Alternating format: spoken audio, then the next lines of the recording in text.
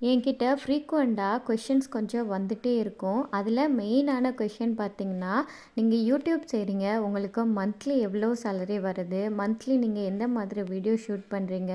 ஒரு வீடியோக்கு என்ன மாதிரி உங்களுக்கு பேமெண்ட் வருது? இந்த மாதிரியெல்லாம் கேட்குறீங்க. இதை நீங்க சும்மா கேட்டுட்டு விடாம, எனக்கு வாட்ஸ்அப் ஆகட்டும், இல்ல இன்ஸ்டாகிராம் ஆகட்டும் கன்டினியூஸா கேட்டுட்டே இருக்கீங்க. அதனால இன்னைக்கு ஒரு உண்மையை நம்ம ரிவீல் பண்ணிறலாம். யூடியூப்பை பொறுத்தவரையில் யூடியூப்பில் மோனிட்டரைஸ் ஆகினா மட்டும்தான் நம்மளுக்கு டாலரில் பே பண்ணுவாங்க.